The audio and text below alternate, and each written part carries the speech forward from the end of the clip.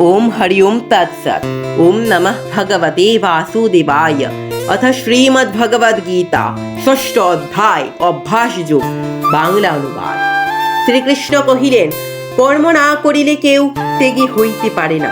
যে ব্যক্তি ফল ত্যাগী তিনি সত্যিকার ত্যাগী। সন্ন্যাস ও কর্মযোগ দুই এক।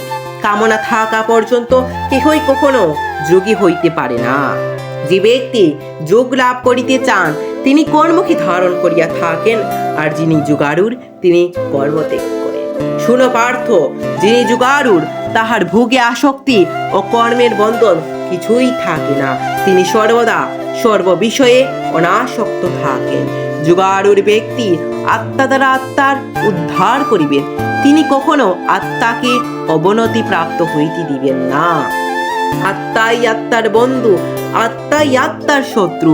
যে যোগী পুরুষ আত্মজয়ী, আত্মা তাহার বন্ধু, আর যাহার আত্মজ্ঞান নাই আত্মা তাহার শত্রু। যোগী পুরুষ সর্বদাই সংযমী ও উদার। শীত তাপ সুখ দুঃখ ও মান অপমানে তিনি যে বিচলিত হন না। যোগী ব্যক্তির মন জ্ঞান বিজ্ঞানে পরিতৃপ্ত থাকে, তাই তিনি স্বর্ণ ও দুষ্টকে সমজ্ঞান করেন। পাপ পুণ্য শত্রু মিত্রে এবং সর্বজীবে যাহার সমবুদ্ধি এবং যিনি দেশহীন তিনি শ্রেষ্ঠ ব্যক্তি। যোগী ব্যক্তি নিষ্পৃহ, জিতেন্দ্রিয় ও পরিগ্রহ বিমুখ। তিনি সর্বদা নির্জনে বাস করেন। যোগী ব্যক্তি স্থির মনে সমতল স্থানে কুশাসনে উপবেশন করেন। যোগী ব্যক্তি কুশাসনে বসিয়া সংযত চিত্তে যোগ অভ্যাস করেন, তাহাতেই তাহার আত্মশুদ্ধি হইয়া থাকে। যোগ অভ্যাসকালে তাহার দেহ অচঞ্চল, ঘাড় ও মাথা স্থির থাকিবে। তাহার দৃষ্টি নাসিকার অগ্রে স্থির থাকিবে। যোগী ব্যক্তি সর্বদা স্থির চিত্ত, শান্ত ও ব্রহ্মচারী হইবেন। তিনি নির্ভয়ে আমাতে আত্মনির্ভর করিয়া থাকিবেন।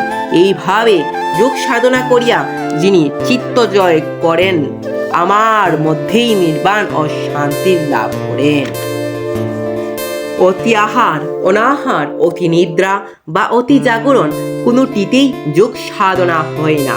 যিনি নিয়মিত ভোগী, নিয়মিত আহারী, নিয়মিত কর্মী, নিয়মিত চেষ্টাশীল এবং যাহার নিদ্রা ও জাগরণ নিয়মিত, তাহারই যোগ সাধনা হইয়া থাকে।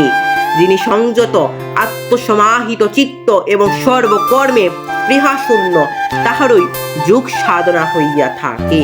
যে স্থানে শান্ত বায়ু, সেখানে যেমন প্রদীপ শান্ত থাকে, আত্মযুক্ত যোগীও সেই রূপ সর্বদা সুস্থির থাকেন।